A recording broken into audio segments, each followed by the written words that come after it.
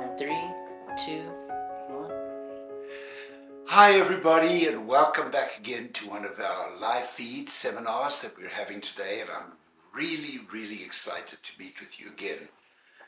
Last week we did a seminar on endometriosis and it was an absolute bonanza. We had approximately 7,000 to 8,000 people attending. We had such a lot of positive response to that particular seminar that we've been asked by popular demand to repeat the seminar, and we're going to do it again next Saturday. We're going back to doing endometriosis again next Saturday.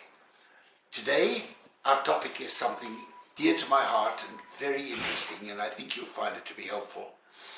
Today we're talking about failure to achieve a viable pregnancy in women that have good embryos reaching their uterus, but yet they don't have a pregnancy or they miscarry repeatedly. And that's a very important topic. There's very few of you out there that have done IVF before that don't have that question in your mind, and that is, what will prevent me from getting pregnant if the embryos that reach my uterus are normal? And today, as you probably are aware, through the use of testing that we can do on the embryos, such as PGTA, we can tell if the embryo is normal. And in young women under the age of 35, roughly 2 in 3 embryos are going to be normal anyway. So when they don't get pregnant, it's very often due to something that is preventing the embryo from growing and attaching to the uterine wall properly. So when we talk about getting pregnant, here's a very important concept that I'll get back to later on. To be successful, 2 things have to be working. 1, the embryo or the seed that reaches the uterine cavity must be competent and normal. And to be normal, at the very least, not exclusively, the embryo must have all 46 chromosomes present. If it's got even 1 more or 1 less, such an embryo is known as being aneuploid and incompetent, and will usually either not take or take briefly and be lost in the early part of pregnancy, sometimes before you even know you're pregnant, as a so-called chemical pregnancy, and other times it'll occur in the first trimester as a miscarriage. In other situations, the woman won't even have known, even if she did pregnancy tests, that she was actually pregnant. She lost it so early. So you can lose the pregnancy before even having any idea you were pregnant and you'll think you're infertile, or you can lose it as a chemical pregnancy very early on, or you can lose it as a miscarriage. And that's very important to understand. But if the embryo is normal, chromosomally, all 46 chromosomes are present, under optimal circumstances, that embryo should produce a viable pregnancy around 55 to 65% of the time. And we are going to be focusing today on what goes wrong that prevents that embryo from attaching properly, and either you lose it before you knew you're pregnant and you think that you're not getting pregnant even with good embryos being transferred to your uterus, so-called unexplained IVF failure, or you're losing it through miscarriages or early chemical pregnancies.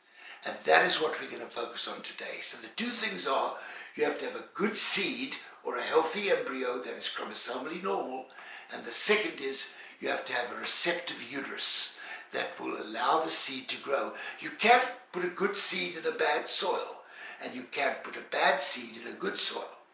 But we're talking now about putting good seeds in a bad soil, being responsible for either unexplained IVF failure or repeated pregnancy loss. This is going to hit home with many of you. We'll talk more about this as we go on. And I want to give it about 15 minutes before I get to the meat of discussing what the real basis of this is all about, when there are more people on the program already. Now I'll take a few questions to start with, and then we'll move on to dealing specifically with these issues. All right, we got our first few questions rolling in. I'm going to answer Sean Hussein over here. They asked, my wife had 2 IVF and 2 miscarriages due to thinning line. She is now 41. Any advice? Yes, I'm going to be talking about this in a few moments, but I'll tell you now. The 3 factors, and there are many more, that are responsible for most failures of a pregnancy to attach to the uterine lining or to stay attached, resulting in miscarriage, can be due to the lining being too thin. In the mid-90s, I was the first person with another doctor in Canada to point out that if the endometrial lining is less than 8 millimeters in thickness at the time that you ovulate, or at the time the eggs are removed, or at the time you start taking progesterone if you're doing a frozen embryo transfer, then there'll not be enough soil in the bladder box for the roots of the embryo to attach and permeate properly. Such pregnancies are usually, but not always, doomed to failure. I don't put embryos into a uterus if the lining is not at least 8 millimeters thick at the time that the woman starts taking progesterone, or at the time the woman has her egg retrieval. Because doing so will just result in that pregnancy being lost so early, the woman probably won't even know she is pregnant, or she'll have a miscarriage or a chemical pregnancy. Now, there's a lot we can do when that happens. Today we know it's not good enough to just give the woman more estrogen to try to make a thicker lining. That's like trying to make a dry patch in your garden of the grass, a grassy patch in your garden, sprout beautiful green grass by simply opening up the faucet to letting more water get to it. Problem is, if there is an obstruction in the tubing or the hose carrying the water to the sprinkling system, you can open the faucet as widely as you like and you're not going to get a good outcome. Opening up the faucet is like giving more estrogen. But if it can't get to the uterine lining to cause it to develop better in response to estrogen, you're not going to get a result and you won't be successful. Giving estrogen alone is therefore not the answer in these patients. You've got to do something to open up the pipes, the blood vessels that carry the estrogen to the lining.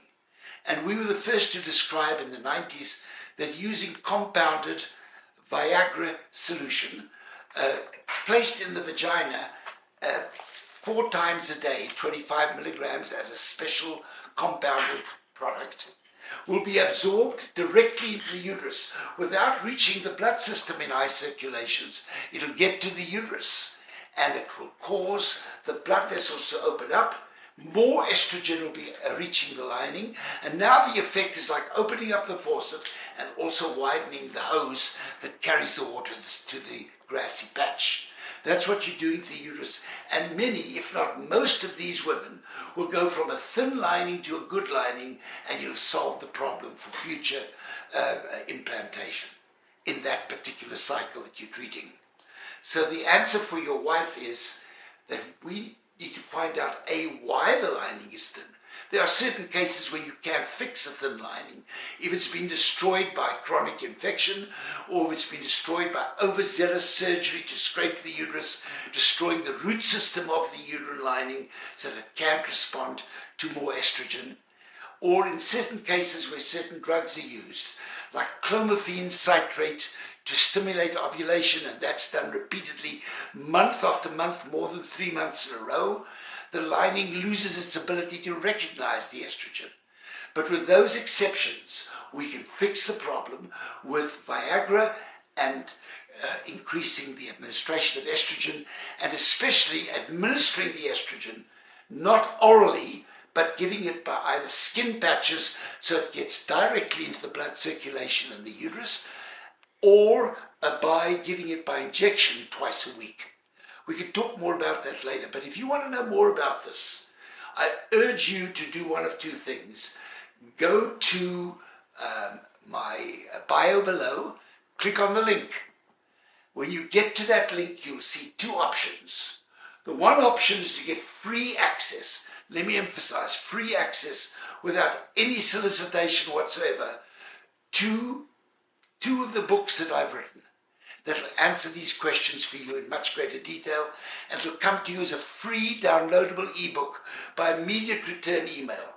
I urge you therefore to please get those books. There's no reason not to.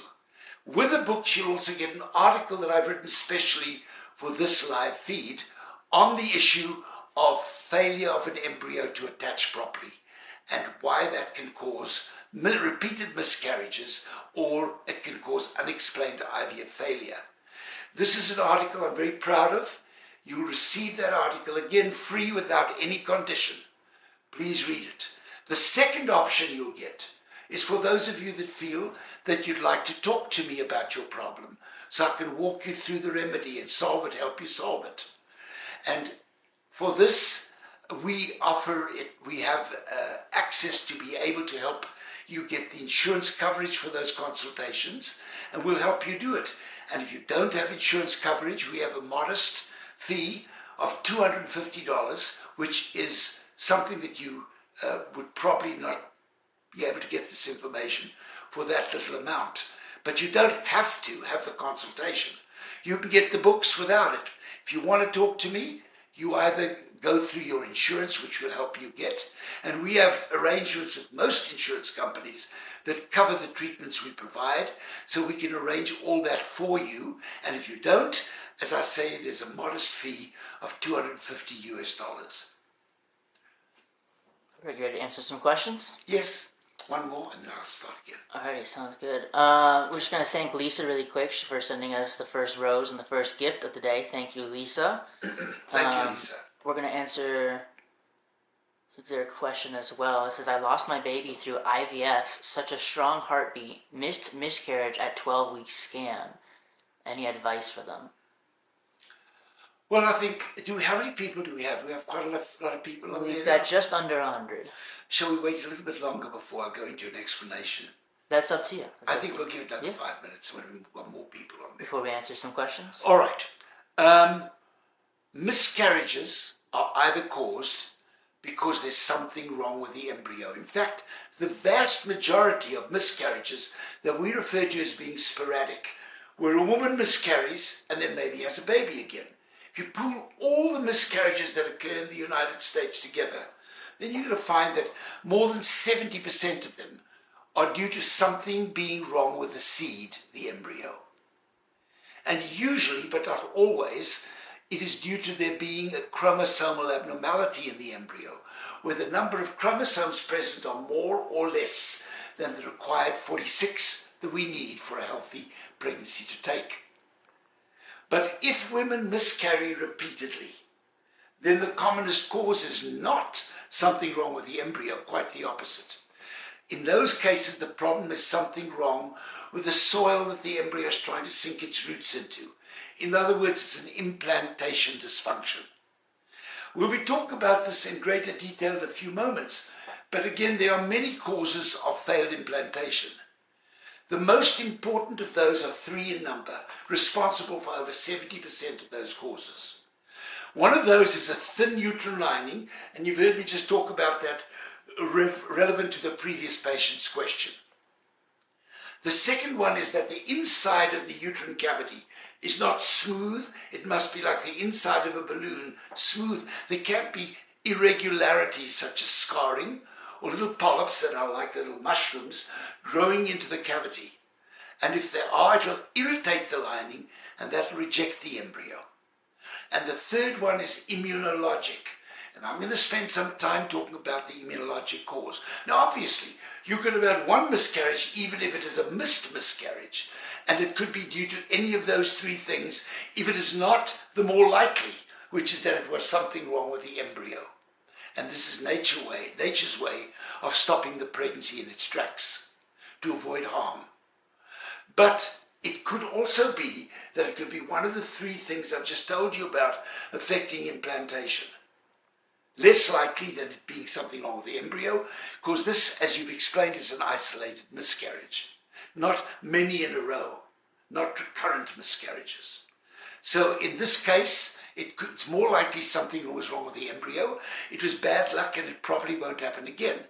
But if it is an implantation problem, you've got to be able to identify, quantify, typify the problem, and then deal with it. If it's thin lining, as I told you earlier, it can be treated very successfully with vaginal Viagra suppositories and estrogen administration to build the lining better, till it grows better in response to estrogen. If it's an irregularity in the cavity, we can clear the cavity through a minor surgical intervention and then the problem's gone in most cases. In some cases you can't, but in most cases. And if it's immunologic, there is a remedy, and I want to get to that later as I go through that process in more detail in about 5 or 10 minutes from now. Again, to learn more about this, I urge everyone attending to, at the very least, get access free of charge to downloadable ebooks of the 2 books I've written, and I have copies of them somewhere here. Here they are. These 2 books will come to you as free downloadable ebooks by return email, and with it, an article that I'm very proud of that I've just written, and it's written by me, my partner, the medical director in New York, Dr. Drew Tortoriello, and my other associate there, Dr. Ravi Kumar. We wrote this and prepared this together to give you the information you need that will really solidify the things I'm telling you about, make you better understand it. You'll get them free. And for those who would really like to get my personal input, I urge you to consider the benefit of setting up a consultation with me online. Again, it is a consultation. For those of you that have insurance, American medical insurance, it usually is covered. But if you don't, or you come from out of the country, which so many of you do, it's only $250 as a nominal fee for that consultation. You're not obligated to do this, but it is something that may be beneficial to many of you, and I urge you to take advantage. One of the things I didn't tell you earlier on is that once I've had a consultation with you, you will have my personal cell phone number given to you. And that cell phone number reaches me at any place, at any time. By the way, whether you come to me or not, you still have that access. So I'm there for you going forward. And that cell phone number reaches me, and I will call back and talk to you about the problem free of charge. All you have to do is reach out to me if you have questions, and I'll be there for you. And the reason I give my phone number to everyone is because I believe it's very important for you to know that regardless of how minor the question might be, that you always have access to an answer through me. Perfect. Alrighty. Thank you all for commenting. There's a lot of comments here, so we're going to go through them really quick and see which ones we want to answer here. Let's go back and answer Miss Lisa. She had a missed miscarriage and want to know why. She says, why did I lose my baby, doctor? Please 3 rounds of IVF. Any suggestions for her? Well, if you know that you had good embryos transferred to your uterus that had been tested by PGTA, or you're that young that the likelihood is that your embryos would be of good quality because it stems primarily, not exclusively, from the egg, then one of the real serious considerations is that it could be an implantation problem, especially since you've lost more than 2 in a row.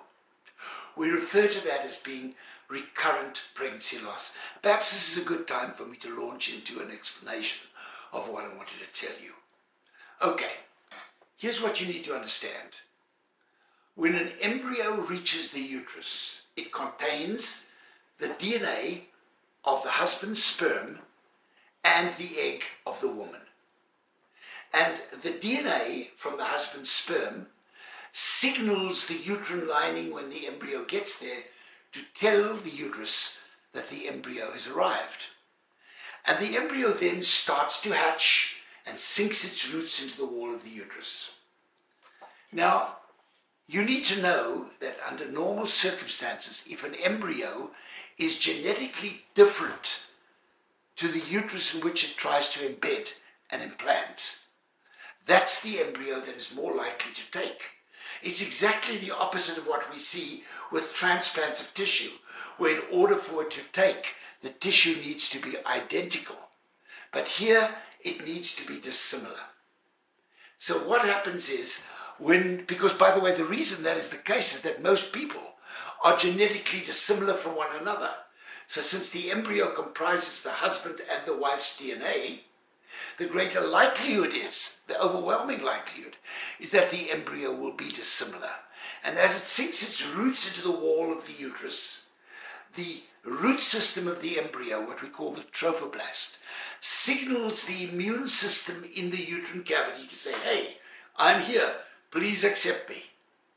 And so in the lining of the uterus are very specialized cells. They are known as natural killer cells, and there are other cells of the immune system known as T cells. They work in unison together to make the uterine lining receptive to an otherwise non-matching embryo or non-matching tissue. And how do they do that? On the surface of cells, these so-called natural killer cells, which predominate, they are 75% of all the immune cells in the uterus. On their surface are little receptors, which are like keyholes. We call them killer cell immunoglobulin receptors, or KIR receptors. They are like, they pick up the signal from the embryo, and then they react. Their purpose is to keep the embryo, the natural killer cells, functioning normally, or to activate them. Now, you don't want them to be activated, because if they're activated, they will release an excess of growth factors or toxins known as cytokines. There are two types of cytokines the natural killer cells, and by the way, also the T cells produce. One of those is called a Th1 type cytokine, and the other Th2. And Th1 cytokines are mainly two in number, interferon gamma and TNF alpha, those that want to know. And the Th2 cytokines, the most important one, is known as IL-10. And what happens is that the Th1s, the Th2 cytokines, have a humoral effect. They attract the roots, they favor the growth of the roots into the wall of the uterus, whereas the Th1 cytokines are cellular in nature, and they actually destroy the embryo's root system, and they will cause, it's like trimming the roots, the branches of a tree. They'll trim it down.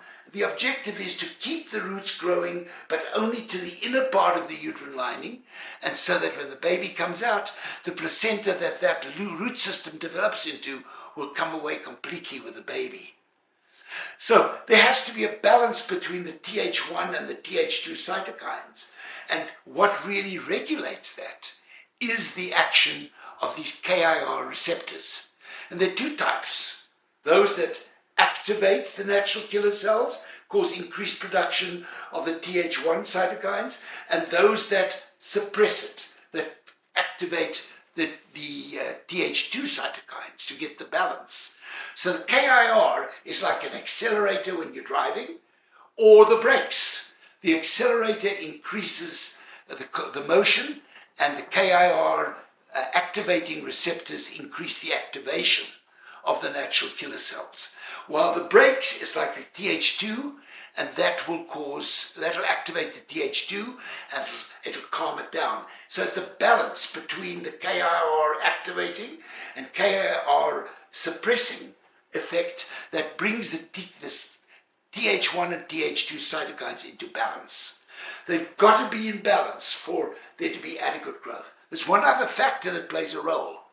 There are other types of T cells in the uterus, in the lining, known as Treg cells. The Treg cells, they have a suppressant effect on the activating KIR cells. They suppress the Th1 cytokines. So there's this reaction that's going on. KIR, which regulates the pace at which the natural killer cells are either activated or not, and the Treg cells that influence the activity of the KIR receptors. Let me give you a simple analogy. It's like looking at a soldier carrying arms and the commanders that are responsible for how that soldier acts in battle. The soldiers are the natural killer cells. They regulate whether the embryo is going to attach properly or not. The KIR are the arms they carry over their backs. And the commanders are the Treg cells. They give the instructions. So if you don't have a good instruction being given to the KIR receptors, you're in trouble with the activation of the natural killer cells. But the end point is simple. Doesn't matter who's responsible. If there's overactivity of natural killer cells, overproduction of Th1 cytokines, interferon gamma T and TNF alpha, you are going to have embryos in jeopardy because the roots of the embryo will be damaged and destroyed either so soon that you never even knew you were pregnant and you'll think you're infertile, or it'll damage the roots and the embryo will limp along and be lost either as what we call a biochemical pregnancy, where you have a positive pregnancy test but you can't see the pregnancy in the uterus by ultrasound yet, or you'll end up with a pregnancy that is lost after you get pregnant, and you'll have a miscarriage because the embryo will have stalled and limped along and then run out of steam. That's the important point. So when you've got activated natural killer cells, unless you look for it very carefully, you will not know that it's a problem. And the most important things to measure are not the TREG cells, the KIR receptor activity, but the activation of natural killer cells using a specialized test that can only be done in one of 3 or 4 labs in the country. We use a laboratory in Boston called Reproductive laboratory. It's a reproductive immunology reference laboratory. This cannot be adequately done in a local reference laboratory that just does lab testing for you. So you need to have the specialized lab, and there are 3 of them. The one I like most is Reproductive. And I've worked with them for over 20 years because I've been involved in this reproductive immunology arena since the mid-90s. So that's the one thing that you need to do, is measure natural killer cell activity by that test. You need to measure cytokines in your blood, and that can be done there as well. And in addition to that, we need to also be looking at a number of other immune factors that sometimes precipitate activation of this whole process that activates the natural killer cells, the KIR receptors affecting them adversely. And that is autoimmune conditions such as lupus, erythematosus, rheumatoid arthritis, and hypothyroidism. Also other things as well, like celiac disease, dermatomyositis, scleroderma. There are a whole host of them. And yes, even and most importantly, endometriosis that we spoke about last week, and we're going to speak again about in our next live feed next Saturday at 2 p.m. Pacific Standard Time at the same venue. These predispose you, and when they are there are often other telltale signs like antiphospholipid antibodies, which again cannot be measured in a local lab. Yes, they can be, but not reliably so. You need a lab that can measure all 21 types of phospholipid antibodies affecting IgG, IgM, and IgA. You need to also be able to measure thyroid antibodies, and you need to be able to do what's called an immunophenotype, where you splay out all the T cells, all the lymphocytes, and get an idea of the overall picture. This is all done in one location at Reprosource Laboratory. And what usually happens if you live out of the area, they will often send people to your home to draw your blood conveniently. But if you do IVF with us in our Manhattan, New York center, then when you're there doing the actual retrieval, you can spin over to New Jersey, about a 20-minute Uber ride away, get your blood drawn, and we'll get the results in time to be able to transfer the embryo in a subsequent cycle as a frozen cycle. So yes, this is important to know. These immune tests must be done in a specialized location. And then if you've got activated natural killer cells with increased cytokine production, we can bring the Th1, Th2 cytokines into balance by using a substance called intralipid. Using intralipid, which is not a blood product, and in this day and age of AIDS and hepatitis, nobody wants to use blood products if you can avoid it. This is a synthetic product which costs about 30 times less, is equally effective, and doesn't cause a lot of side effects. So doing intralipid infusions, where we give the first infusion roughly 10 to 14 days before the embryo is placed in the uterus, and we repeat it again when the pregnancy test is positive. And for certain types of immunologic problems, we have to give it repeatedly every month until the middle of pregnancy. So if you give that, but you've got to give it in the right dosage, which is a 20% solution, slowly infused over a few hours, and in conjunction with a steroid. We use either dexamethasone or prednisone, and we start it when we give the first infusion of intralipid. And the reason is that the intralipid will usually not do the trick alone, because as I mentioned earlier, it's not just the natural killer cells. There are certain lymphocytes, cytotoxic lymphocytes, that go along with activation of natural killer cells. They also produce these cytokines. And these will not be suppressed by intralipid or IVIG or gamma globulin. They can only be suppressed by using steroids. And by giving the steroids all the way through to the 10th week of pregnancy, we can solve that problem together. And if you give them both correctly and you know what you're doing, you'll be able to resolve the issue and get the cytokines into balance. One last little very important point while I'm on this. Most of the causes of natural killer cell activation occur in cases where there is that autoimmune history, personally or in your family, predisposing you towards it, even if you don't have the autoimmune disease yourself. I would say upwards of 80% of the problems when natural killer cells are activated with the cytokinopathy I mentioned occur in that situation, and they are very easy to fix.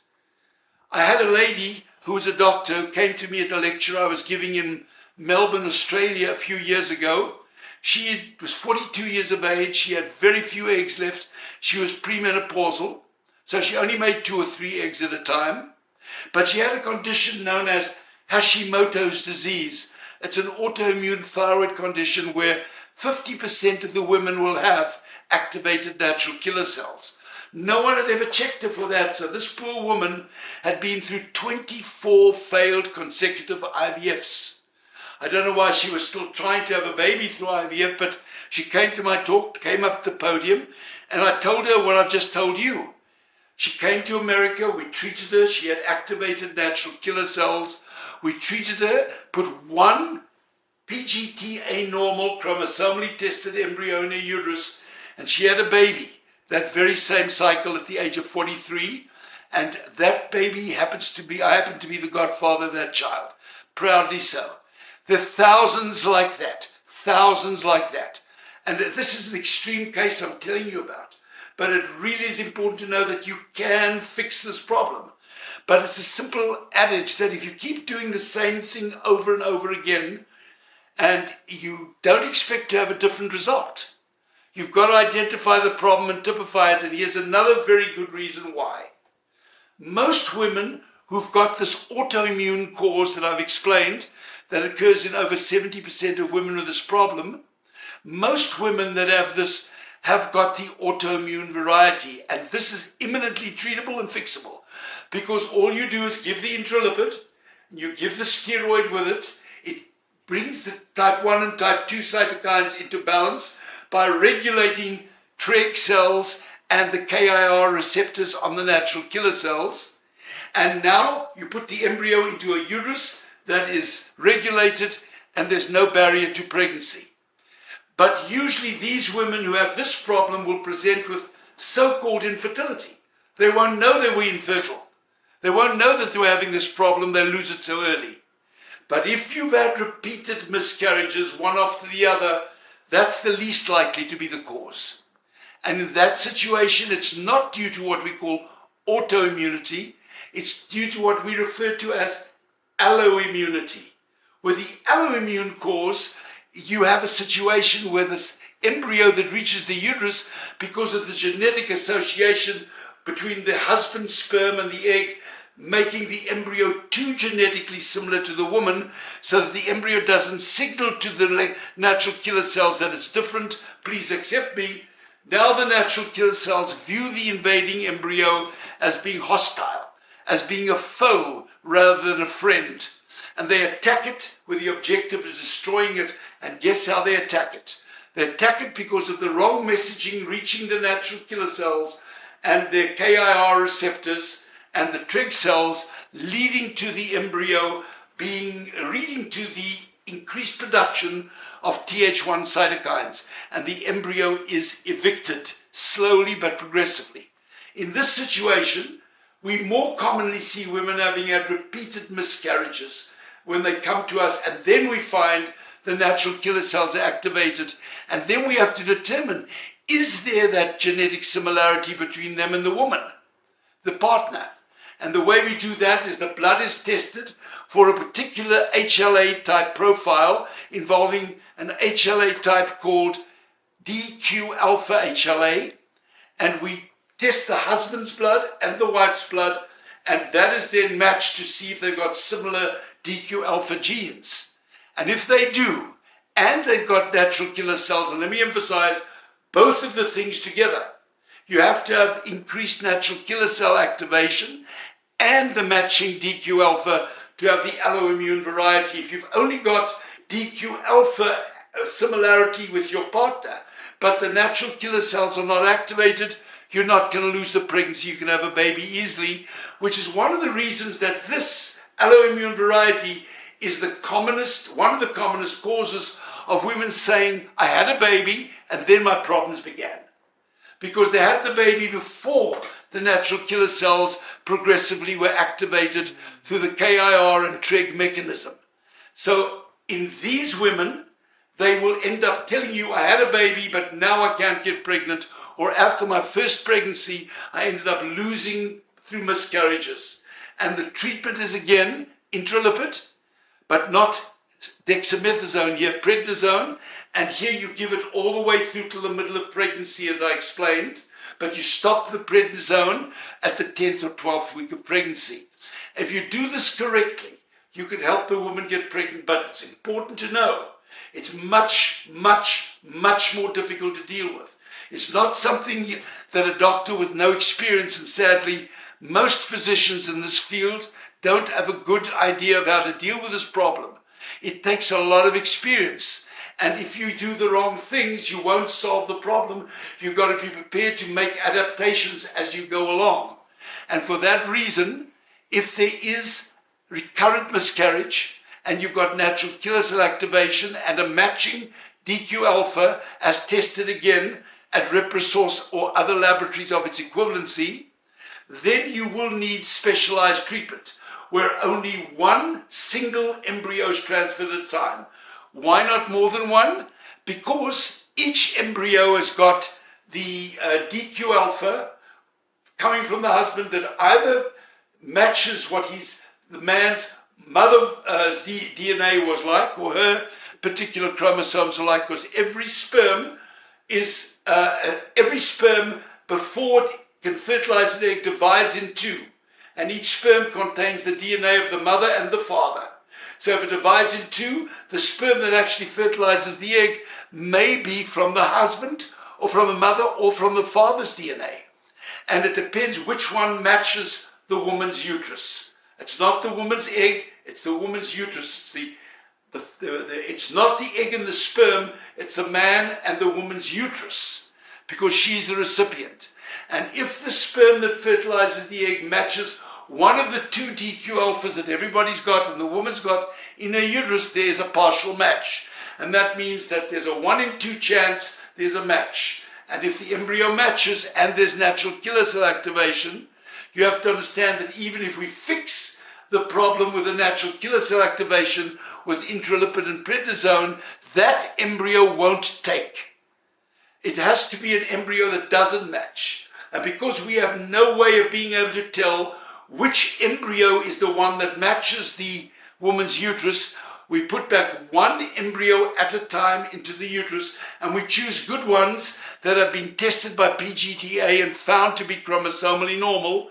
We put them in the uterus one at a time, because if we put two in at a time, the one that matches will muddy the waters for both, and neither will take.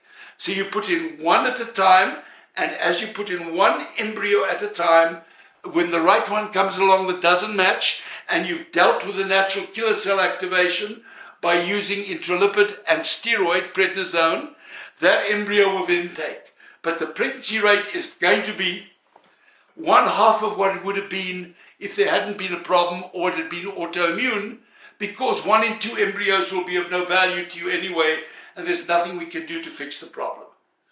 So from that perspective, this is a tougher thing to deal with than is the autoimmune variety. Again, autoimmune, alloimmune.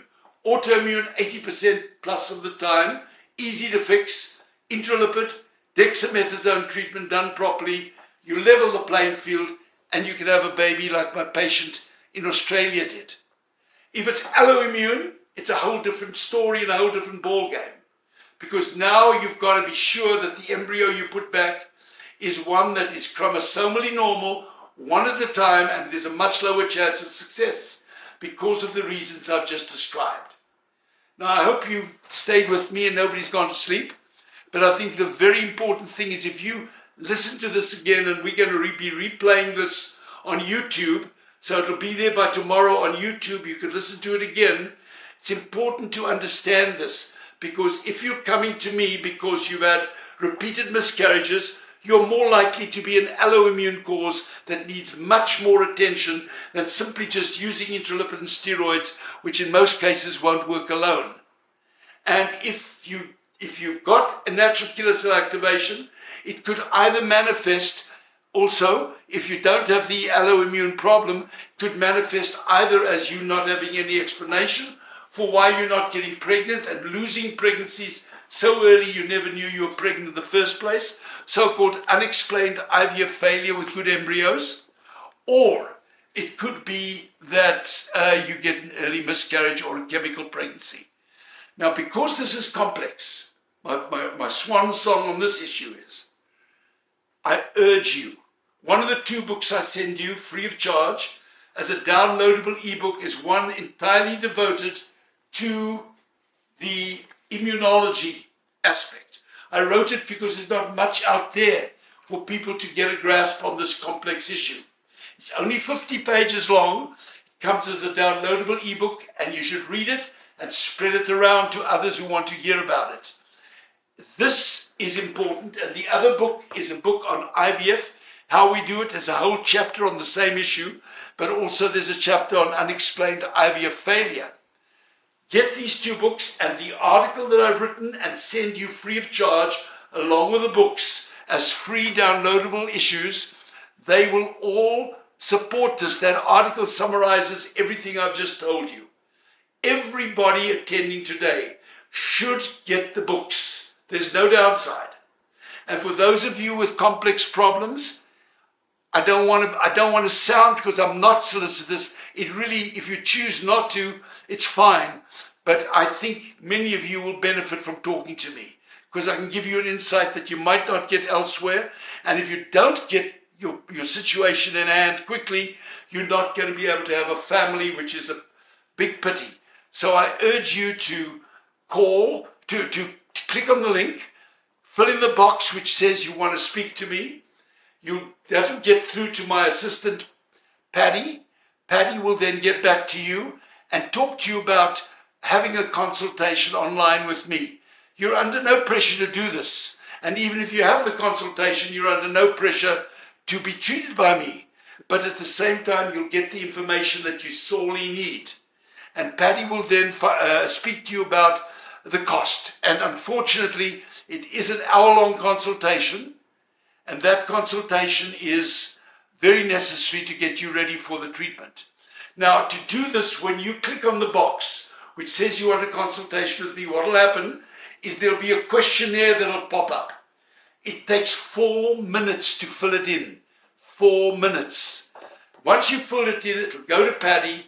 Patty will then reach out to you and arrange for you to have a consult with me. And again, if you're from out of country, or you don't have medical insurance that covers consultations in the United States, there is unfortunately a nominal fee of $250 for that consultation. Hopefully this is helpful, and I need to take a swig of water right now. I'm just going to read off one of these comments here, because you had mentioned earlier about a case that was similar to this, so I'm just going to read the comment real quick.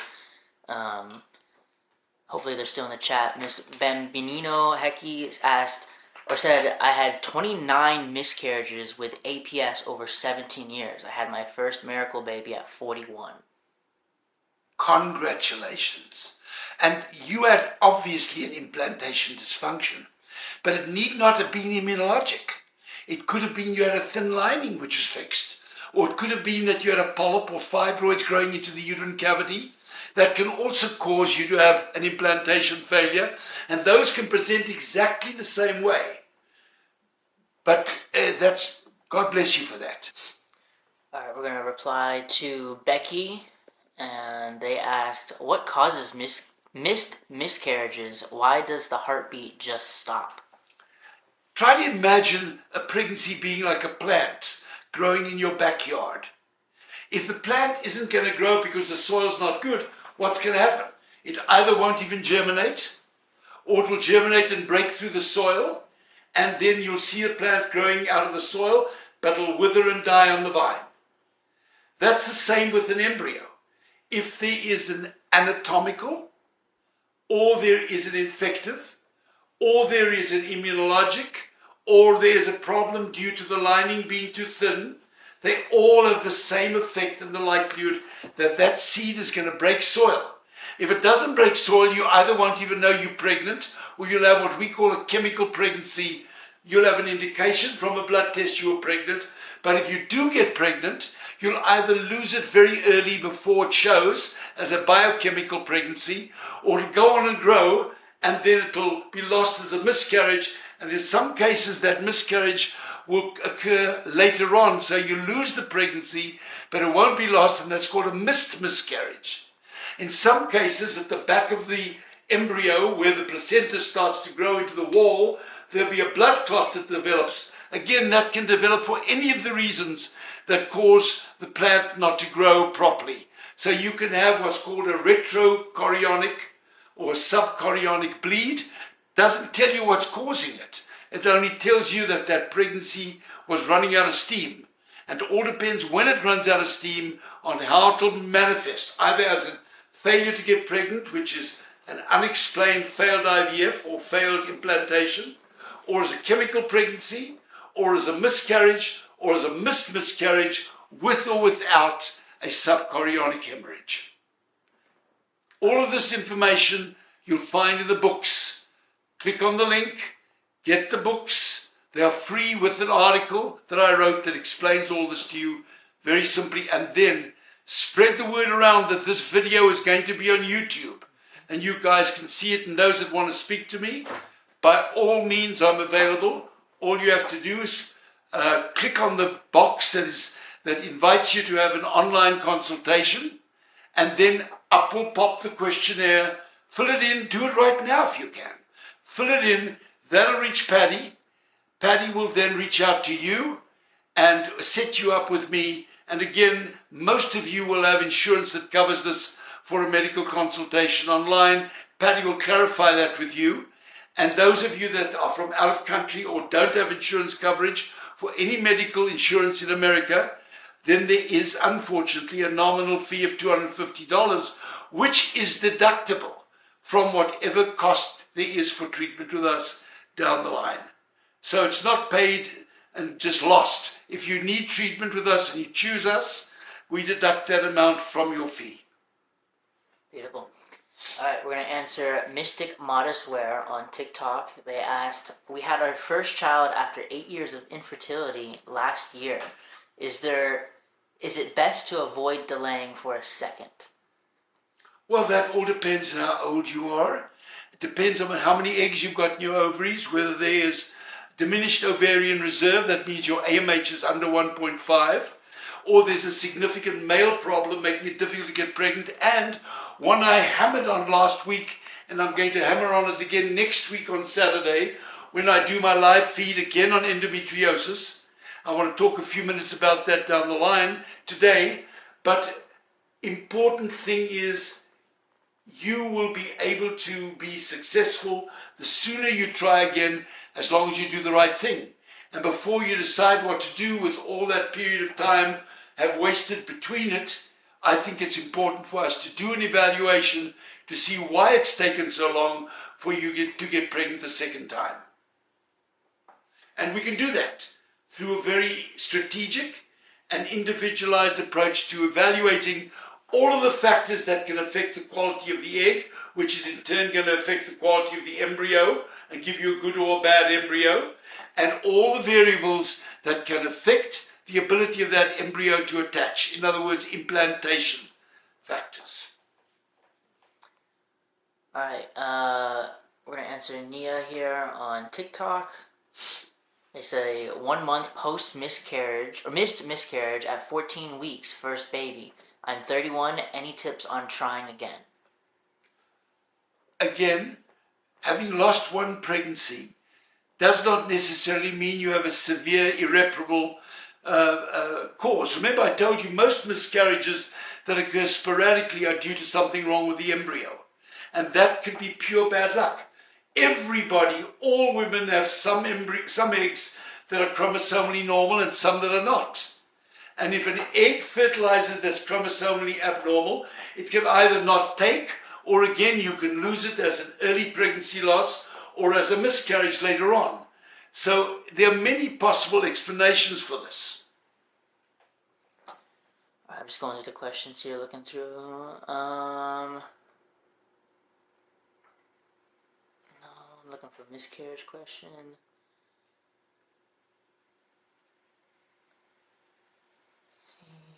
Okay, we'll answer Miss G here. It says, I had 7 transfers after Pixie, all miscarriages. What should I do?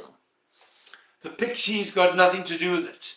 It's more than likely not a sperm problem, because if they found good enough quality sperm to inject into the eggs, and especially if the resulting embryos were tested as they should have been by PGTA and found to be chromosomally normal, you can set aside the sperm-related issue as a cause of your problem, unless there's a genetic reason that you haven't told me about or that hasn't been looked for. I missed this comment up here. It says, I'm 35, they have PCOS, my husband has low quality sperm, we did Pixie, 7 transfers, all miscarriages. Well, again, the fact that you did Pixie, if the embryo was normal, if the embryos that were put back were normal, then those embryos should have had just as good a chance of making a baby. PCOS has got other problems. PCOS is women that tend to make large numbers of eggs. And you've got to have your druthers about you to know how to individualize the protocol of stimulation to protect the eggs and the embryos from what will otherwise happen if they don't develop properly, because a one-size-fits-all approach to stimulation was taken, or even the right stimulation, but the doctor went in to remove the eggs early to prevent the woman from developing severe ovarian hyperstimulation syndrome, which is a life-endangering problem that can occur in women with PCOS undergoing stimulation. Because if the doctor went in too early, took out the eggs before they were ready, the eggs are not likely to be as good as they should be and be more likely to be chromosomally abnormal, aside from the fact that in PCOS in general, egg quality is usually also a problem. So you need to look at the whole picture. But if the embryos themselves were normal and put in the uterus and you had the result you described, you definitely have to look very closely for an implantation problem, and we definitely would need to talk. I really think it's worthwhile, and I urge you to go and click on the link in the bio and then make a decision about setting up a time when the questionnaire pops up to have a consultation so we can go through your problem in detail. All right, we're going to answer Essence on TikTok here. It says, please, I have had 1 blight ovum, 2 chemical pregnancy, 1 natural, 1 IVF. Please, what can I do? 1 natural what? Miscarriage? It just says 1 natural, 1 IVF. I don't know what the context behind that one. Perhaps you could explain whether the 1 pregnancy you're referring to resulted in a baby or if you miscarried. I would assume, based on how it's texted, I don't think there's any results with baby. But I could again, with all those miscarriages, my dear, the likeliest explanation is an implantation problem. Could be that there's something underlying, like what we call a translocation disorder, where there's abnormalities of the structure of the chromosomes, and some piece of one chromosome attaches to the wrong one. It's called an unbalanced translocation, but that's only a cause of this kind of problem, probably 1 in 1,000 times. So I don't think that's likely. The most likely explanation would be that this is an implantation problem. Again, there are many causes, but a thin lining, irregular cavity in the uterus, and the other one that's really often missed, an immunologic implantation dysfunction. Those are the likeliest causes, and we need to address them. I don't know whether you were here when I gave my lengthy discussion about this. If you missed it, go to YouTube, pull up the stalk, and listen to it carefully. I explained it in some detail, and I don't have time to re-explain it over again, but you'll get that information there, or get the books by clicking on the link and getting the books free of charge as free downloadable ebooks, and read up on this particular issue. You'll get a lot of information that'll be helpful to you. So get the books, and then maybe in your case especially, with the kind of problems that are complex that respectfully not many people deal with, I think you should maybe click on that box which gives you access to me for an online consultation. And because it is a first come first served situation, and based upon our last experience last week, I get somewhat overwhelmed by all these requests. I urge you to go there sooner rather than later. You can even do it while you're on this talk right now and set up a time when we can talk. Click on that link. It'll go to Patty. Patty will reach out to you, and we will then have a chance to talk. Perfect. Okay, we're going to answer... And Josh, by the way, if I'm saying things that don't come across clear to you, it may not be clear to the patients. So quick, just stop me. Tell me to repeat it. Everything's been fine so far. You guys can go to the link in bio. We post our live streams both on Instagram and YouTube if you want to watch some of our older ones. And yeah, everything's in the bio for you guys. I'm going to answer Irish Erin. She says, I have a heart-shaped uterus. I found this out at 22. Now I am 37. Will I have complications now? The heart-shaped uterus should not cause miscarriage or infertility. Now, it can cause you to have a later miscarriage, like halfway through the pregnancy, but it doesn't cause inability to conceive, and it doesn't cause early miscarriages. It can cause problems with later loss, as I say, midway through pregnancy, or it can cause problems in the birth of a child, where because of the heart shape, the baby can't spin around head first, and you may end up with a cesarean section for delivery. But it shouldn't prevent you getting pregnant or cause early miscarriages. And I know that there are people that are going to tell you different. Believe me when I tell you, going through the surgery that you'll be put through, not only doesn't it help, but oftentimes the surgery itself can cause scarring in the uterus that can create a problem that wasn't there before. I'm going to answer Katie97. She said, for an IVF pregnancy, is it a bad thing to go past 38 weeks? I have seen risks of stillbirth, ? No, it is not a bad thing, but it's important that you have a competent doctor.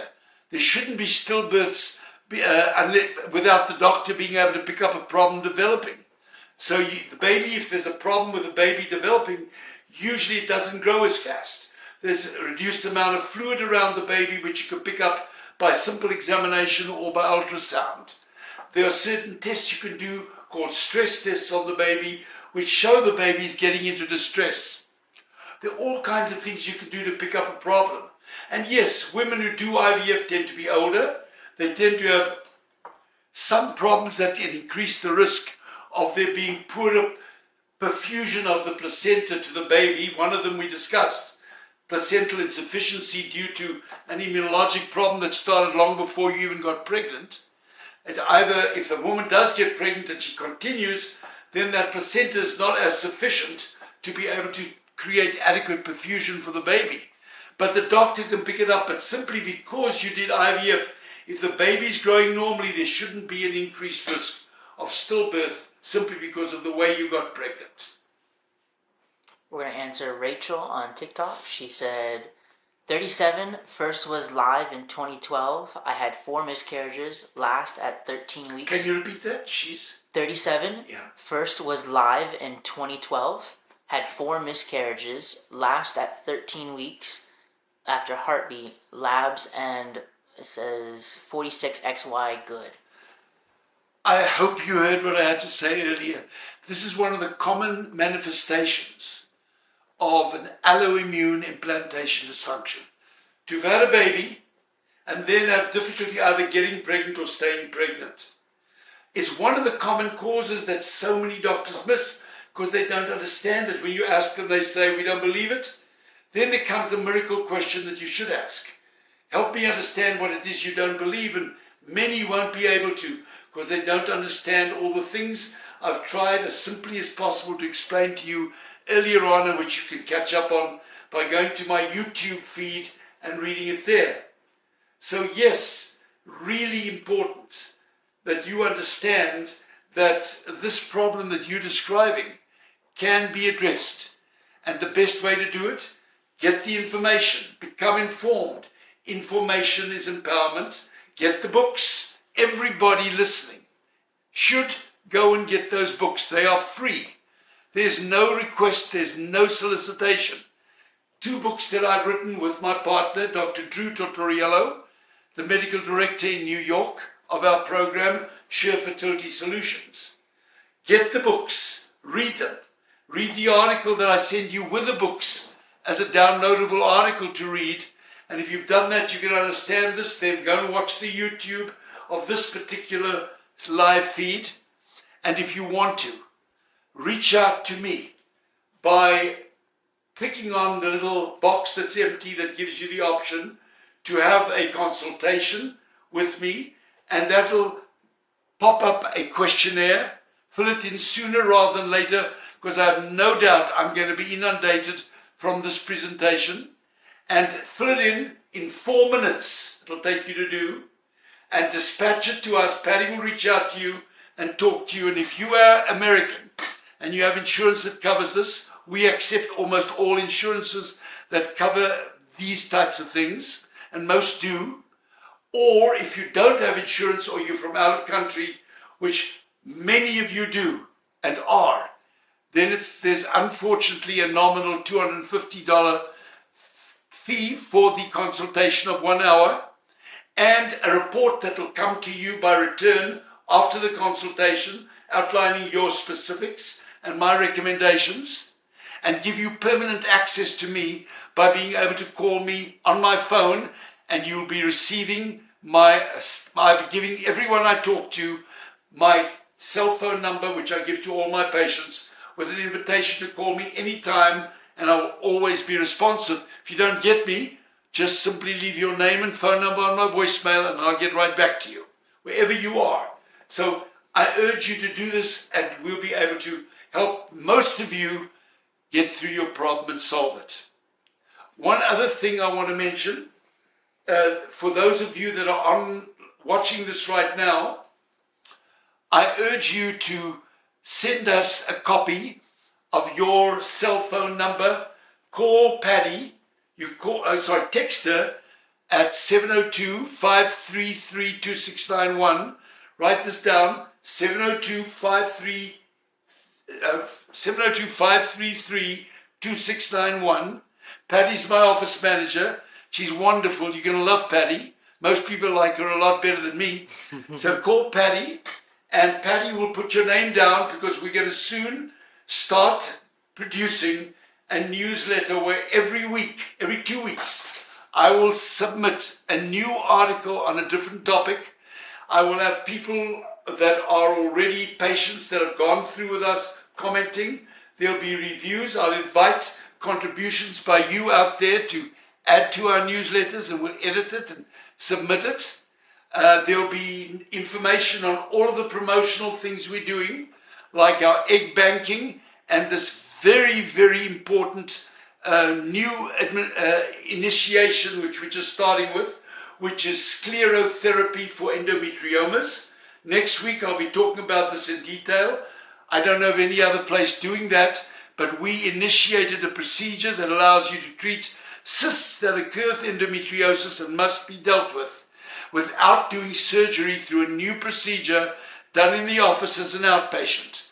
And it's equally successful, much less expensive, and without real risk. So to learn more about endometriosis, come to our next live feed next Saturday, and please, I ask you spread the word around.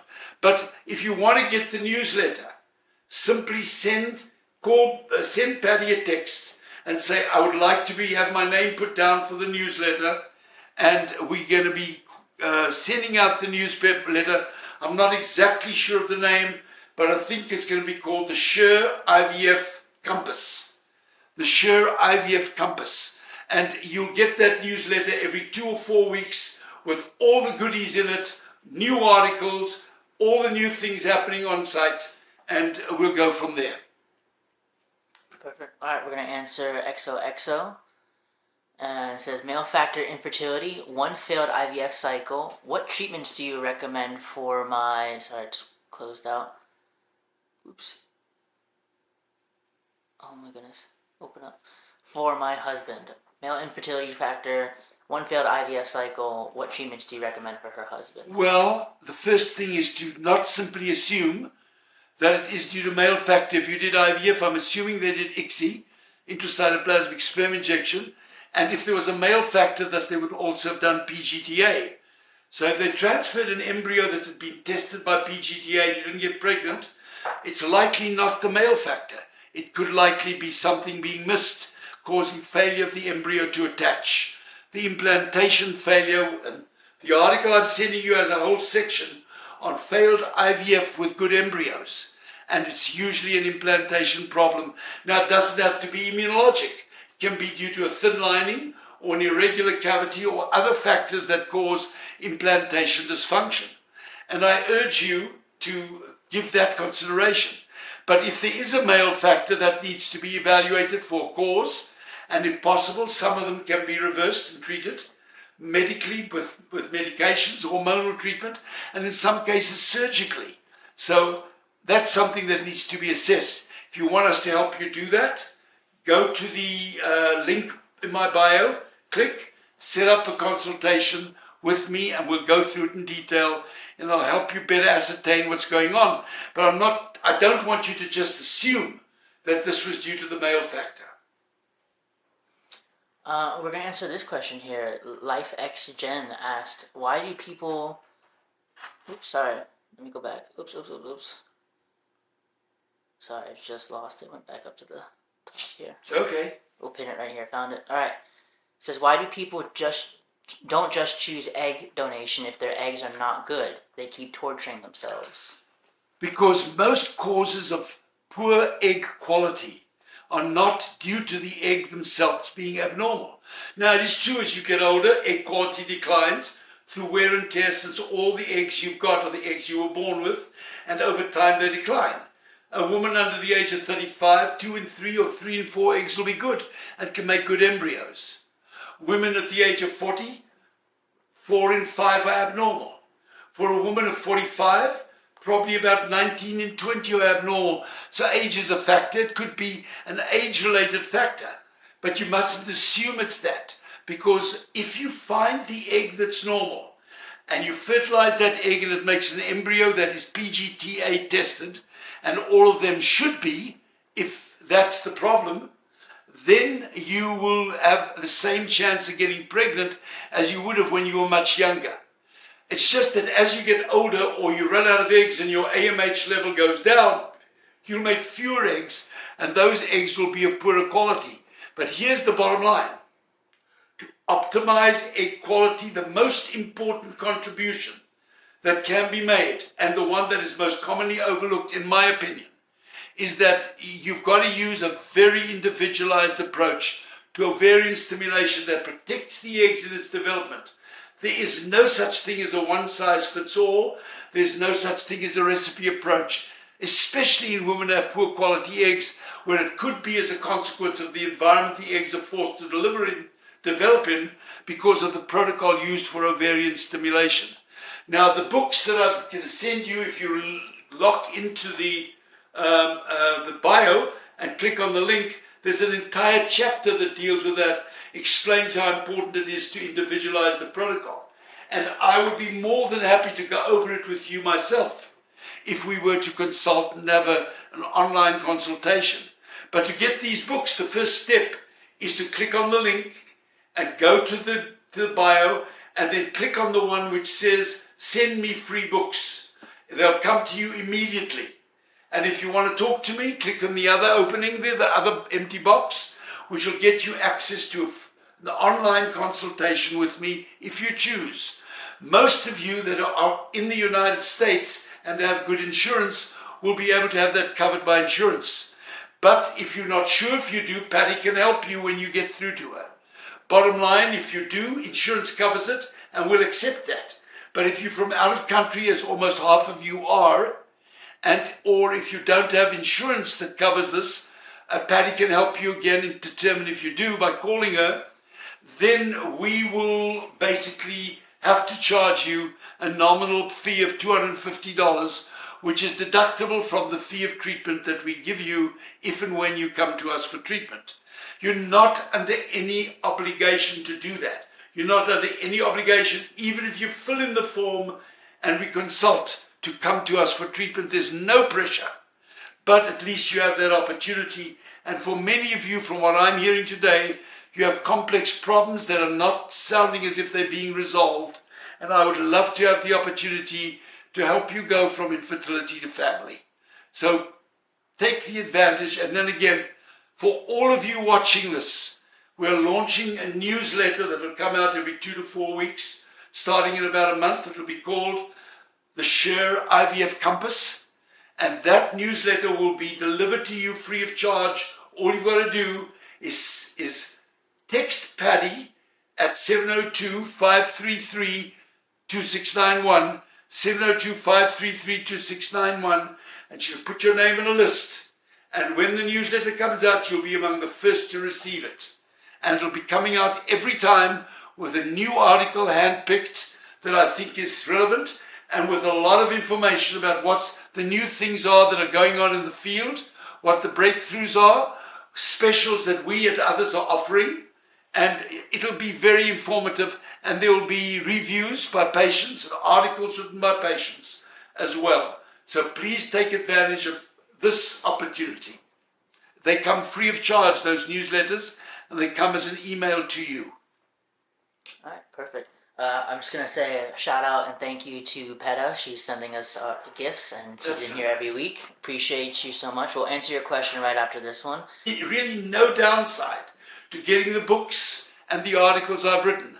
If you read these books selectively, each chapter stands alone. You can read them separately. If you read the books, one is a thin one of 50 pages.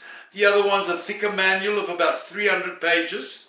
And then the article's about 8 or 10 pages long.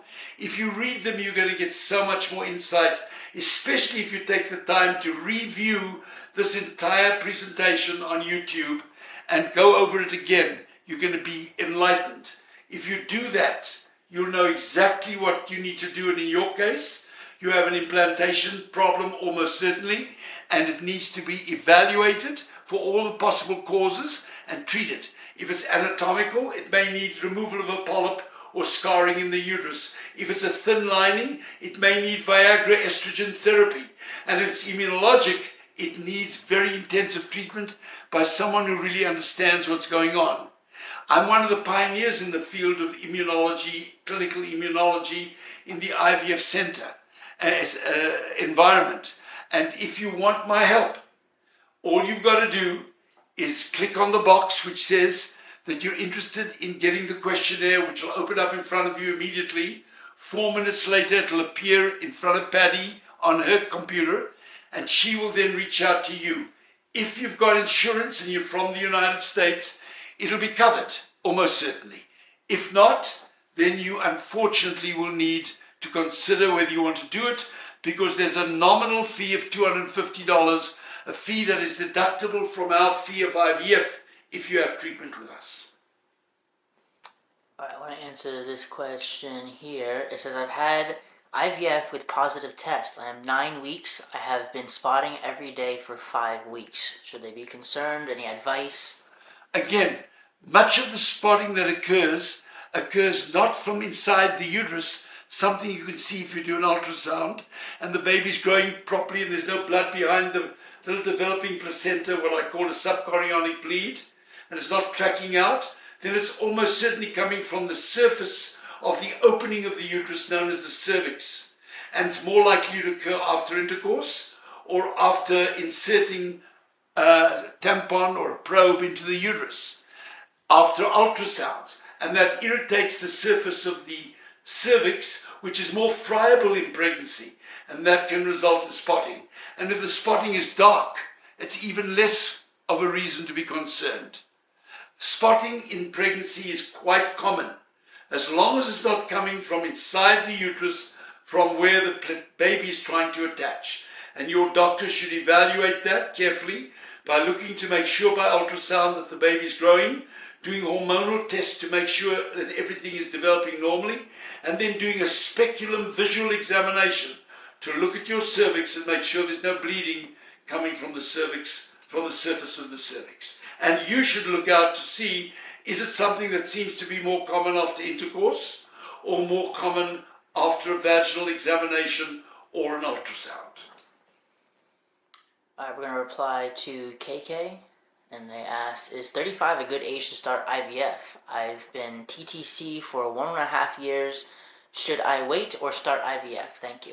It's a good time to start because after 35, egg quality starts to decline and you start to be more likely to start developing fewer eggs being available by your ovarian reserve diminishing.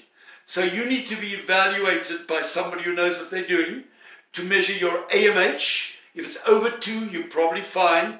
If it's under 1.5, you're getting into the gray zone of difficulty and you need to do IVF sooner rather than later. So you need to be evaluated. You also need to be evaluated to make sure there's no indication for IVF, like if you fail doing IUI 3 times or more in a row. You all know what IUI is. It's intrauterine insemination, where sperm is washed and inseminated into the uterus, a procedure that I introduced into the medical field in 1984, long time ago. Very good, but not for everyone. And if you've got endometriosis at 35, you need IVF and not IUI, because IUI and fertility drugs won't work for you. If you want to know more about that, attend my live feed next Saturday at this same venue, 2 p.m. Pacific Coast Standard Time, and lock in, and we will be talking about endometriosis in detail with special emphasis on the introduction of this new breakthrough procedure called sclerotherapy, which is a replacement for surgery that is still commonly done for cysts that are caused by endometriosis and doesn't need to be done anymore. This is a new breakthrough, can replace that approach. But again, that's the answer to your question. Alright, we're going to answer Ang's spot. It says, my first transfer failed. I have endometriosis. I'm going to back up. Do you recommend any exams? If you've got endometriosis, you definitely should come and participate in our session next week on Saturday, 2 p.m. Pacific Standard Time. And we'll be more than happy to introduce you to all the aspects of endometriosis, a lot of the things that are misunderstood about what should and shouldn't be done. So clearly endometriosis is associated with reasons for not getting pregnant, but also in some cases reasons for not getting pregnant with IVF. And one of those reasons is that some of the women with endometriosis, about 1/3 of them, have an immunologic problem linked to an autoimmune type natural killer cell and T cell activation with increased type 1 cytokine production. Attend the session next week. We'll be talking about this. And also go to YouTube and watch the video that we're posting up there after the session, which explains all of what I've said before. And by the way, my session I did last week, the live feed on endometriosis, is also posted on YouTube, and you'll be able to go back to that and listen to a lot of the things I had to say. Alrighty, and then as Dr. Sher said, we are going live again next week for 2 hours where he'll talk about endometriosis. That is on our page. You can subscribe right now and register for that event. It'll be at 2 o'clock PST for about 2 hours on TikTok Live here. So please join us that day. I want to answer Naomi and Dutch. They asked... Before you do, yeah, I want to introduce you, those that you don't know, Josh.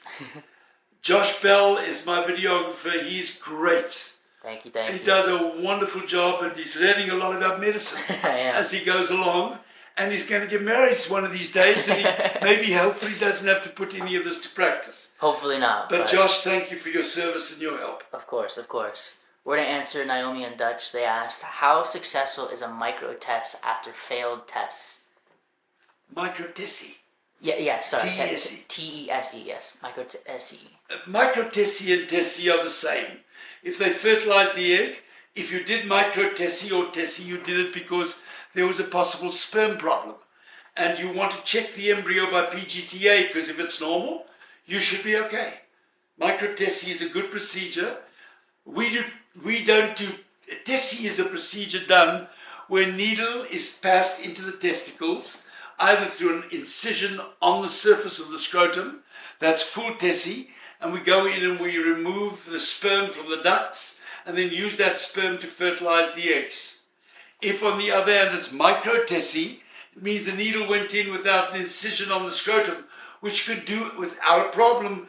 It is done under local anesthetic, and it is a very, very good procedure for men who have got severe abnormal male factor, usually not producing any live sperm in the ejaculate when they ejaculate.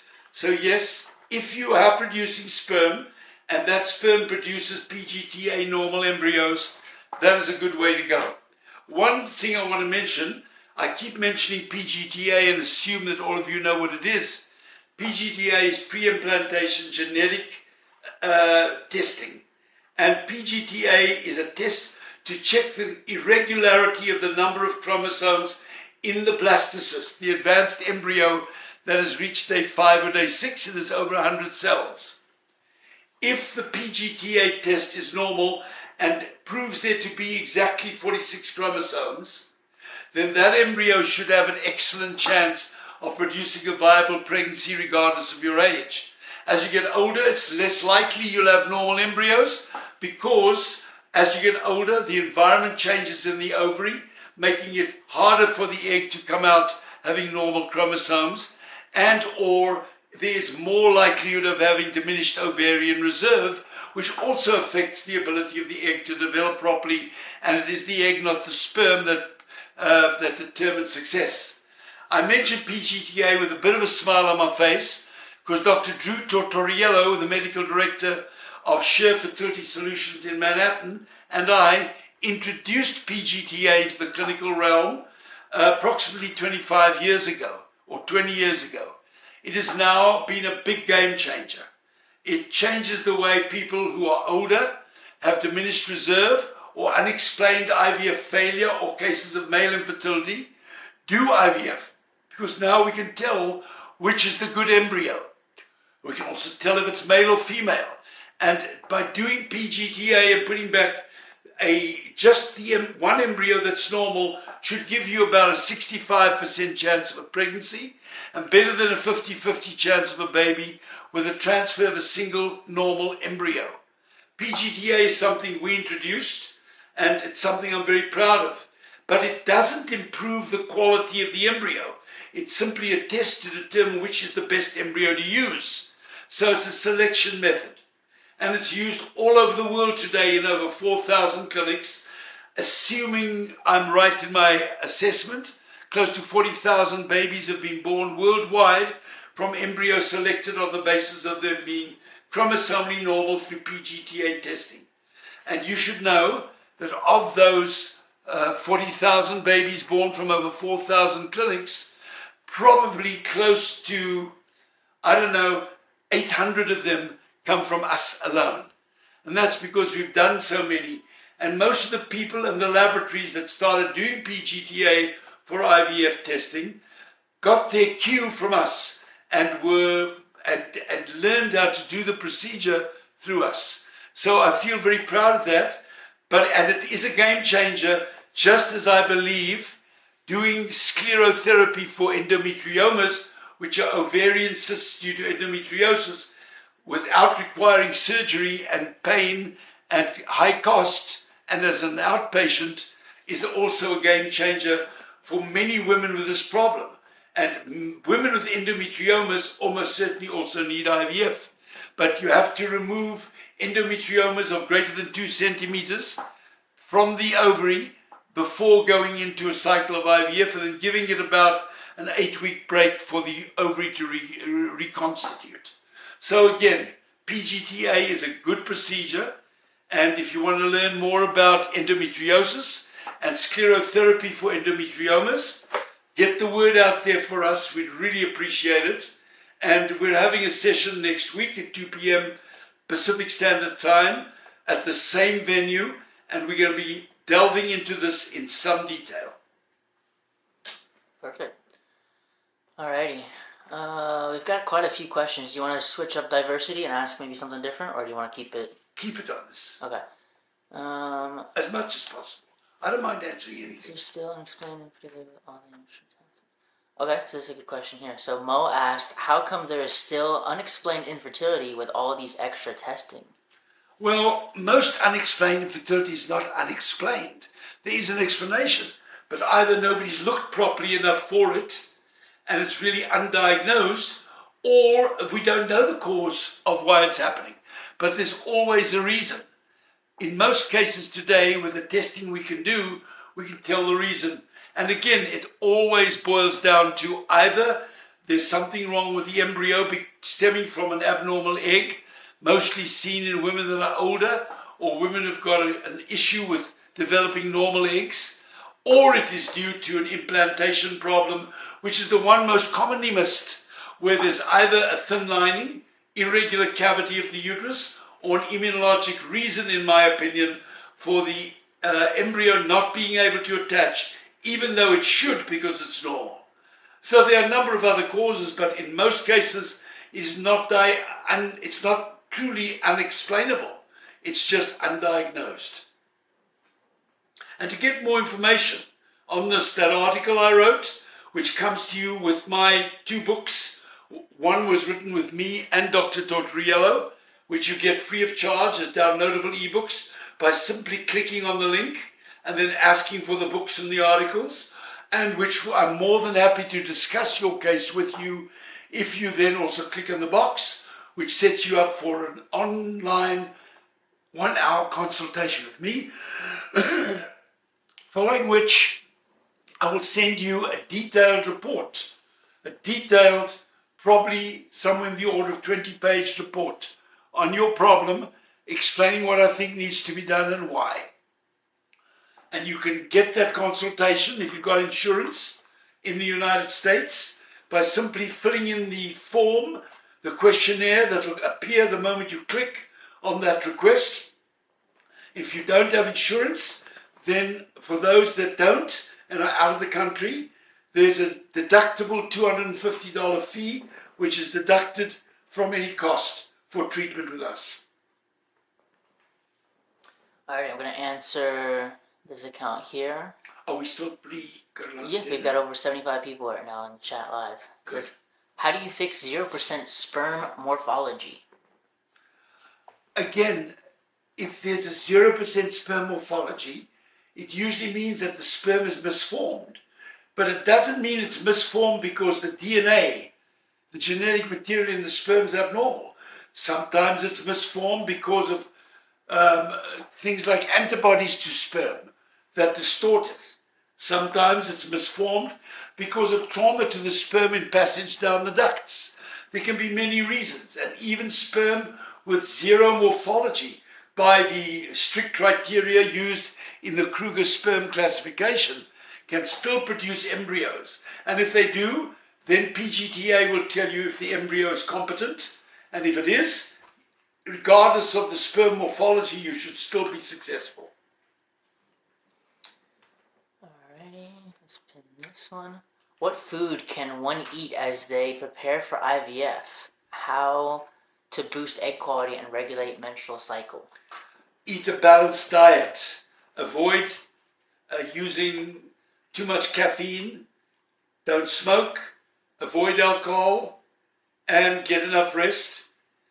There's really and truly nothing else that you can do other than there is a medication, there is an antioxidant that is out there that you can use. It's a male fertility blend, and we can give you more information about that later on. But basically, it is rich in certain vitamins like coenzyme Q10, pycnogenol, carnitine, vitamin D3, B3, B6, omega-3s, and coenzyme Q10. These vitamins, if taken in this particular male fertility blend, which you can get over the internet, the name just escapes me. If it comes to me, I'll pop it in there in the meanwhile. But that's something that can sometimes help as well. Leanne Taylor, 76, said, blighted ovum back-to-back twice. Any advice? What could help? I've tried progesterone and aspirin. I hope you heard me tell you earlier on, no matter how you lose the pregnancy, even before you know you're pregnant, or you lose it as a chemical pregnancy, or you lose the pregnancy as a early miscarriage, or you lose the pregnancy as a blighted ovum, which simply means that the placenta, the actual part that supplies the developing embryo with its nurturing, it developed, but it didn't break soil. The plant didn't break soil, it never showed itself, so the sac was empty.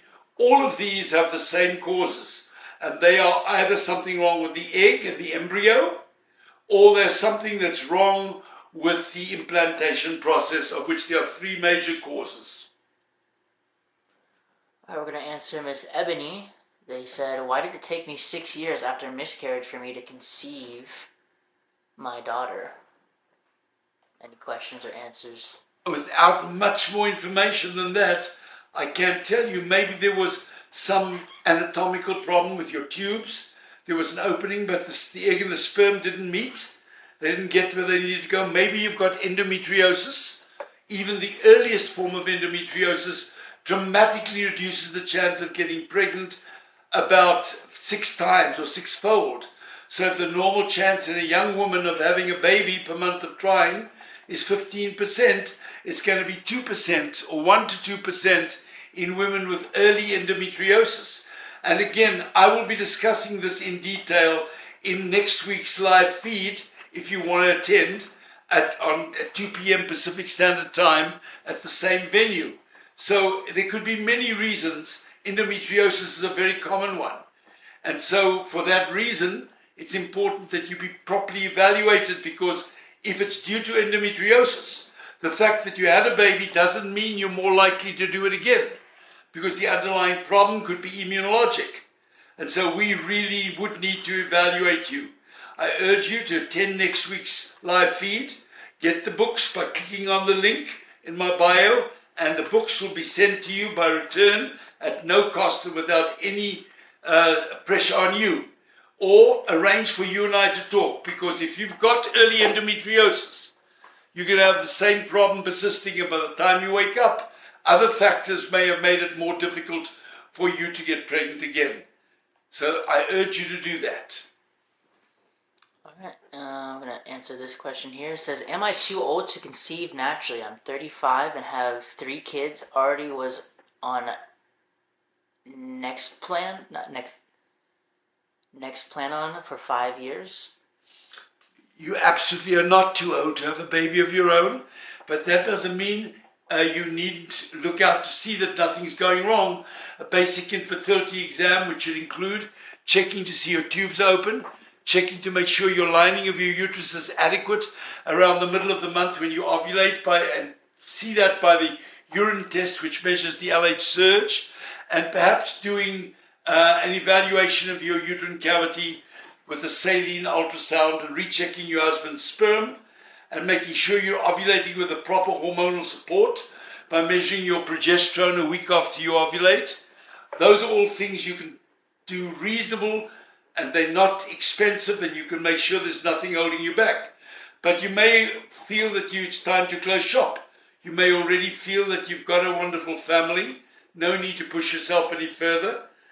It's all a very personal choice. I'm not here to tell you what to do. I'm only here to give you my opinion. Alright, we're going to answer Abigail Stalker. She says, does weight really matter? I'm overweight, or I think that's what that acronym means, OW. It says, got prego from my first cycle and had ectopic and now struggle TC. All right, the answer is this. If you have an ectopic, it's usually because there was something wrong with the one tube, and the commonest cause of that is previous infection with chlamydia or the like. And if your tube has been partially occluded or damaged by that infection, it could explain the ectopic. That's the commonest cause. But remember, if you had infection in one tube, it always involves both. One tube may even be totally blocked and the other one open, but they're still going to, it's just a matter of degree. Both tubes may have the problem. So if the normal chance of an ectopic is, let's say, 1 in 100 to 120 pregnancies, the chance of an ectopic recurring again should you conceive again on your own, even after IVF, is probably in the order of 1 in 5 or 6. So it's really important to find out why you had your ectopic and to make sure that that's not going to be a recurring problem. It could also be that you've got blocked tubes, and now with the ectopic having occurred in the one tube, that tube has been fried, and now your other tube may be more severely damaged, and you need to check that with an HSG to see if that's the cause of your problem. So the fact that you had an ectopic pregnancy and are now having difficulty is a call to action. You need a thorough evaluation. And again, we should talk about it. If you want to, get the books, click on the links, and if you want to speak to me, if you click on the link that asks for a consultation, you'll get that questionnaire popping up and fill it in. Patty will get back to you, and if you've got insurance that covers consultations, it'll cover an hour consultation with me and a lengthy report, in which I'll give you a clear breakdown of what I think is going on. And if you do that and you don't have insurance, then it'll unfortunately be an out-of-pocket expense of $250, which, as I mentioned repeatedly, should you go through treatment with us, is deductible from your IVF costs. I'm going to answer Zoe here on TikTok. It says, I've had lots of scans, tests with no issues with fertility, but unable to conceive for 5 years. Any suggestions? Obviously, you need a thorough evaluation. It could be something that's been missed, needs to be assessed. You need to be checked to see what your ovarian reserve is, how many eggs you've got, and how you're going to respond to stimulation. You need to have your uterus checked inside by doing a hysterosalpingogram, dye x-ray, which checks your tubes, or a saline ultrasound to check the uterine cavity. You need to check whether you're ovulating in the middle of the month, and you need to check to make sure you have a normal endometrial thickness by doing an ultrasound at the time that you normally would ovulate. Your husband's sperm needs to be checked. You should be evaluated for possible immunologic implantation dysfunction, which can be done very, very easily by the tests that I mentioned to you earlier on, and which are present in this thin little book, which you get free of charge if you click on the link on my bio. And if you want to go further to get before it's too late, to have a thorough evaluation that I oversee for you, it would be a privilege to do that. All you've got to do is click on the link that asks for a consultation. Up will come the questionnaire, which you can fill in within 4 minutes. It's very easy. That'll go to Patty. She'll reach out to you. And then if you've got insurance, it'll be covered in most cases. If you don't, then there is a $250 nominal fee for an hour consultation and a lengthy report which will give you direction. So I can't emphasize enough how important it is with someone of your history to go through and evaluate why it is that you're having difficulty. As I said, there's always a reason. And we will come up with that reason if we do what I've just described. Now, while I've got everybody on here again, for those of you that are on board, go and watch the video on YouTube, which covers the entirety of this full-length live feed, and you'll be able to pick up on all the things that I've told you that I think will be helpful to you. If any of you are interested in getting on our list, where you will get free copies of the newsletter that I'm going to be sending out in a few weeks from now, every time with a new article, with things that are topical, promotional things going on in our program, egg freezing, and all those kinds of things. And we'll give you information on what's new and current in the field, that's new breakthroughs, and which will take questions from you and answer them also in the newsletters, and send you reviews coming from patients who've been with us to give you a better sense of comfort.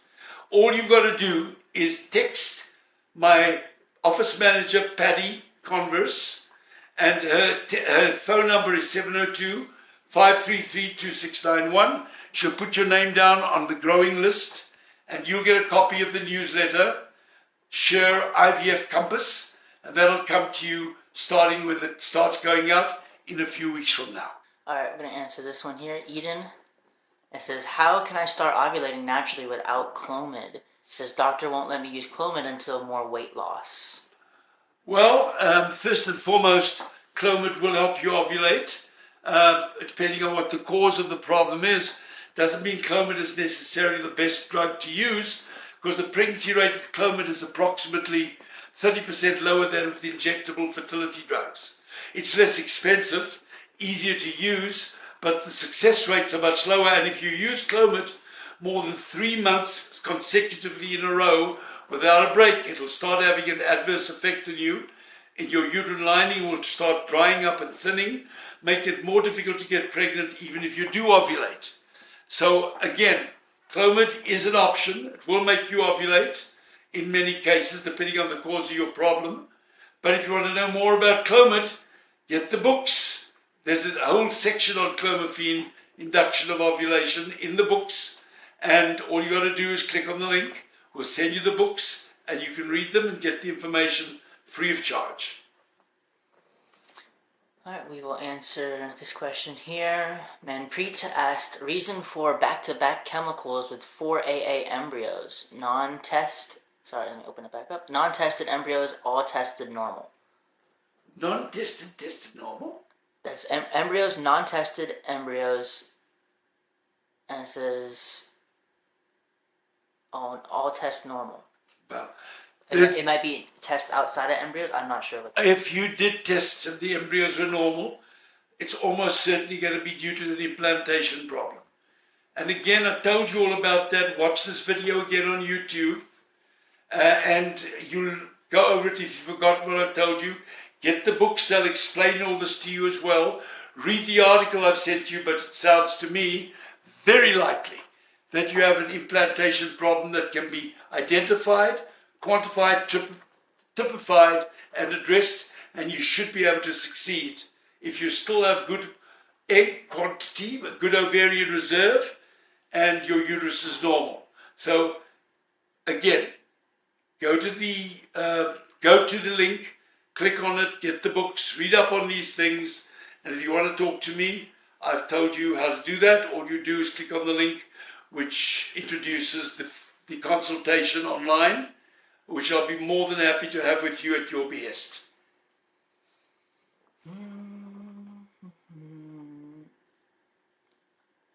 I'll go through up here. Miss Tella says, so would 0% morphology cause miscarriage or only a problem with egg or implantation? Abnormal sperm won't cause an implantation problem. It won't affect the egg.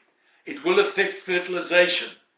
And that's why we do intracytoplasmic sperm injection, where we inject one sperm into the egg to fertilize it, and then test the embryo with PGTA to make sure it's chromosomally normal, because if it is, and it has got all 46 chromosomes, that embryo, if it's put into a uterus that is receptive, and there's no obvious implantation problem that's being missed, should cause you to have a baby as easily as if there wasn't a sperm problem in the first place.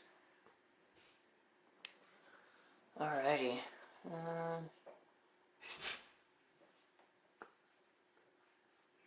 Let's see, what is the cause of implantation?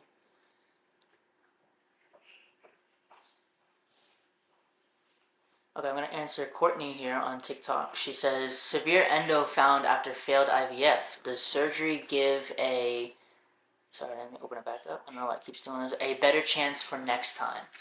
If you've got a cyst called an endometrioma or a chocolate cyst, yes, it'll interfere with the quality and number of eggs available in the affected ovary. The other one shouldn't be affected.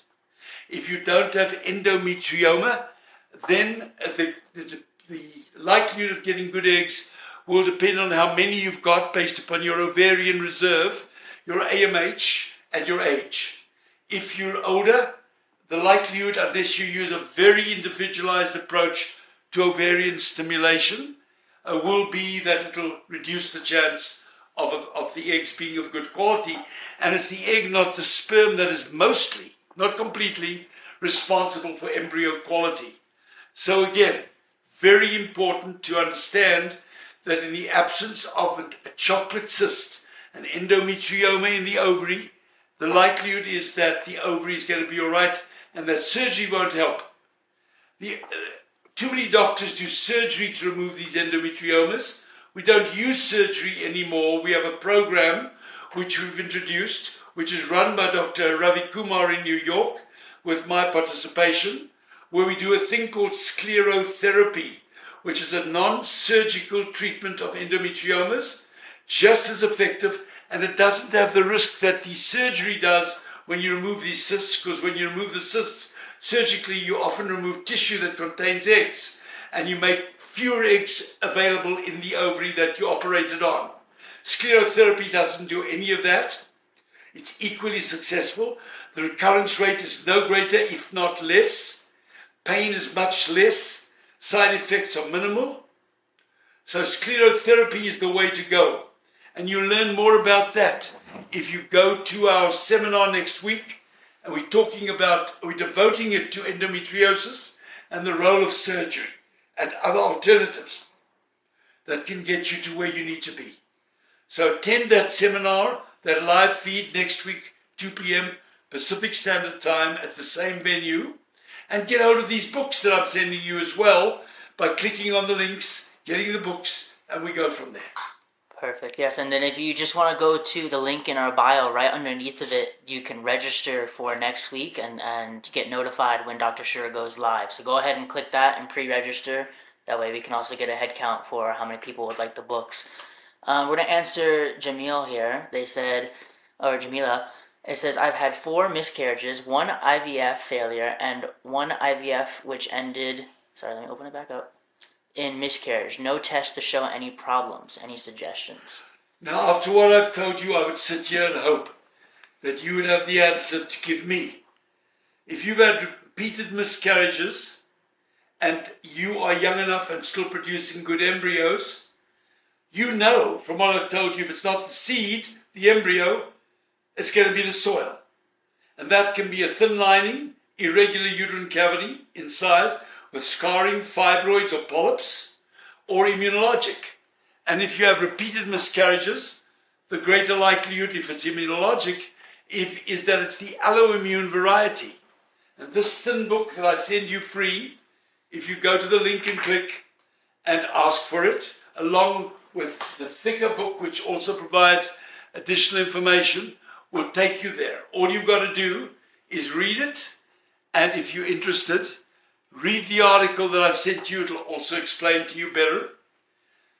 I will be more than happy to talk to you if you want to have a consultation with me. Again, there's no pressure. There is no solicitation. Even if you decide to come and have that consultation, no one's going to solicit you to come to us. But if you do and you don't have insurance that covers those consultations online, and Patty, my assistant, will tell you when you reach out to her. Having filled in the questionnaire, she'll get back to you and you can tell her. And if you don't have insurance coverage and you are therefore still interested in having a consultation with me, it'll be a $250 nominal fee, which, as I said, if we treat you, comes off the top of whatever cost is involved in the IVF we do. All right, we got about 4 minutes till 4. Do you want to answer one more question here and let everybody... Before you do, let me say a couple of things. Yeah, of course, of course. I cannot tell you, those of you that are still on, how much I enjoy doing these consultations. I've reached a stage in my career where I don't do what I do anymore because I have to. It's a great feeling. I do it because I can't do without it. I've been doing this now for almost 40 years. I started doing IVF back in the 80s, in the early 80s, and have been influential with my other colleagues that work with me in my clinics in the births of over 17,000 IVF babies. It's a great feeling. There's hardly a large city in America where I can go and meet some of my patients. I'm very blessed and very happy. I love what I do and I can't do without it. And there's another factor. I don't think my wife wants me at home all the time. So I much prefer to be active doing what I love to do. So this to me is a joy and a blessing. The moment I don't enjoy it and I can't do any good and help, I will retract and go and sit on the porch and smoke a cob pipe. My bottom line is I want to keep doing this as long as I can do good and help. If I can help you, it's my honor and my privilege.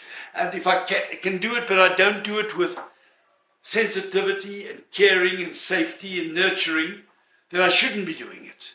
All the people that work in my team are people that have been chosen because of their humanness, because they give a damn and they care. You'll find that in all of them, proudly so.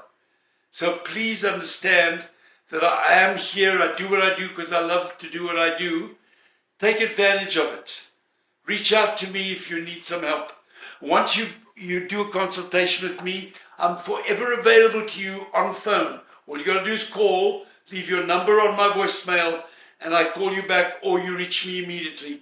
But I'll never leave you standing. I did a 2-week lecture tour through Europe a little while ago, and in the 2 weeks I was there, I got 40 plus calls from patients with questions, and proudly everyone was answered. I hope that I've developed a reputation for being a caring and responsive doctor, because that's the legacy I want to leave. It's not how many babies, it's not how many breakthroughs I've been involved in. It's being a caring and giving human being and doctor, and that's what I want to leave my legacy behind me as being. So take advantage of that.